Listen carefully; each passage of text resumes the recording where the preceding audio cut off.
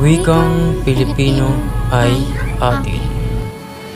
Ang Pilipino ating yaman. Sa puso't diwa, lagi kang nananatili. Salita ng ating lahi, tahanan ng ating kultura. Sa bawat paghinga, ikaw ay nagbibigay ng lakas. Sa bawat talumpati, sa bawat awit, ikaw ay nag-uugnay.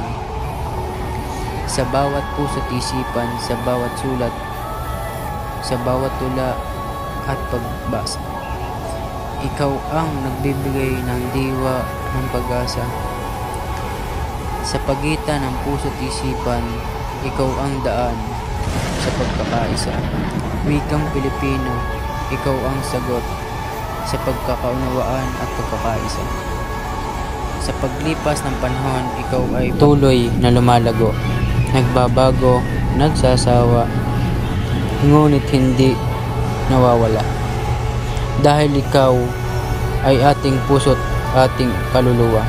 Wikang Pilipino, ating yaman magpakailanman. Wikang Pilipino, ating tangkilikin at mahalin.